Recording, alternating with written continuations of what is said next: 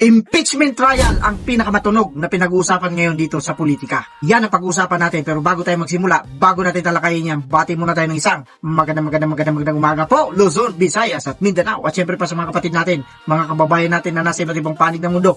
Magandang umaga, magandang tanghali, magandang hapon, magandang gabi po sa inyong lahat dyan. Kamusta na po kayo? Nandito na naman po ang inyong lingkod, Pilipinas, ano na. Pero bago yan, syempre nakalimutan natin yung ating mga subscribers. Shoutout po sa inyong lahat. 16,000 na po tayo. Maraming salamat po sa suporta ninyo. At sana po, hindi kayo magsasawa sa pagsuporta dito sa ating munting channel. Ngayon, tuloy na tayo. Huwag na natin patagalin pa itong impeachment na sinasabi natin dito. Ang problema rito, magkano nga ba ang ginagasta nila dito sa impeachment trial na ito? Kasi nga, yung hinahabol nila rito, 125 million na ginasta ni BP Inday Sara na kanyang allocation. Pero, ang tanong dito, magkano nga ba ang ginagasta habang ginagawa nila ang investigasyon para malaman kung saan napunta yung 125 million pesos. Eto, panoorin natin. Maganda ito kasi abogado ito eh. Hindi naman tayo abogado rito. Sinasabi natin lagi yan. Pero ito, abogado, kaya panoorin natin. Ano masasabi ni Attorney Ebet Gantakto? Ito ang video. Gumagastos kayo ng 70 million a day for a 125 million na sinasabi niyong nilustay niya na actually galing din naman yan sa pondo ng presidente. Maliwanag pa sa sikat ng araw. Nakailan na sila? 5, pang-anim na sa susunod na mga araw. Magkano nang nagastos ng lahat-lahat? Samantalang yung inuungkat nila rito, 125 million pesos lang. Kaya nga sabi niya, di ba? Napansin niyo, 2 hearing lang, solved na. Yan ang sinasabi natin dito. Sa totoo lang, hindi naman talaga yan ang gusto nilang mangyari. Bakit? Barya lang yan kung tutuusin eh. Ikumpara ninyo doon sa flood control anomalies. Barya lang yan. Bilyon. Hindi lang bilyon, umabot pa ng trilyon. Yung perang ninakaw ng mga kawatan ng mga politiko sa ating bansa. Pero bakit ginagawa nila ito kay BP Sara? Samantalang 125 million pesos lang yung pinag-uusapan dyan. Kasi nga, nagasta niya nga ng 11 days. Kaya nga, binansagay siya, Inday Lustay. Yan ang problema sa atin. Hindi natin iniisip, hindi natin tinitignan mabuti kung ano ba talaga yung mas mahalaga. Mas mahalaga nga ba yung 125 million kaysa doon sa trillion peso? Mga ubob kasi kayo. Yan ang iniisip ninyo. Pero sa totoo lang, mulat na ang mata, ang diwa ng bawat Pilipino. Yung hindi na lang mulat yung mga nagtutulog-tulugan ng mga ubob din na kagaya ninyo. Bakit? Siyempre, alam ba ninyo kung bakit nila ginagawa ito? Siyempre nga, marami. Eto, dinig na dinig natin kahit sa mga eskinita, kahit sa mga kanto, kahit sa mga palengke, sa mga barberya, para pagtakpan yung flood control anomalies. Di ba? Halata naman talaga.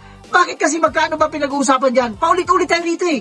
Ha? Barya lang yan. Kaya naalala ko tuloy yung nag-comment sa akin noong nag-live ako. Ang sabi niya eh, nagsunog sila ng libo-libong pera para mahanap yung 5 pisong pera. Hindi po ba? Tama naman. Matalino yung nag-comment sa atin yan. Kodo sa'yo, boss. Di ba? Totoo naman bakit? Napakaliit ng pera na gusto nilang ungkatin. Pero namuhunan sila ng triple. Hindi lang triple. Diba? Times 10 pa ang halaga para lang maungkat yung 120. Gaano ba kahalaga kasi yung 125 million pesos? Hindi po yan ang mahalaga. Ang mahalaga po yung tao mismo na nakakabit doon sa 125 million. Sino po yon? Natural, yung Vice Presidente. Bakit ba? Sino ba si Vice Presidente?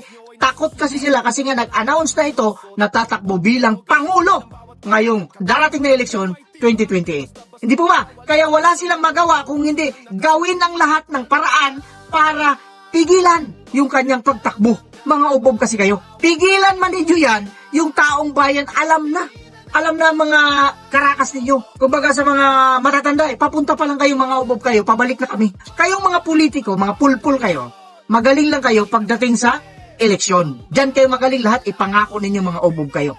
Pero pag nandyan na kayo sa pwesto, pang sariling interest na yung ginagawa ninyo. Kagaya nito, ang mga nangyayari ngayon, pera ng bansa, lumaki, lumobo yung utang natin. Laki na ng utang ng Pilipinas. Alam natin yan, mula tayo dyan. Kanino ba dapat isisi ito? Hindi ba sa Pangulo din? Siyempre, ang problema, mayroon isang tao dyan sa Malacanang, isang babae dyan sa Malacanang na isinisisi niya doon sa nagdaang administrasyon. Yan ang hirap sa atin eh. Mahilig tayo manisi. Pag sa atin pumutok, isisisi natin doon sa pinalitan natin. Pag ganyan ang utak, ugali ng mga kandidato, huwag na lang kayo tumakbo. Dapat marunong kayong humarap, marunong kayong tumanggap sa pagkatalo ninyo. Olas na kayo, negative na nga kayo eh.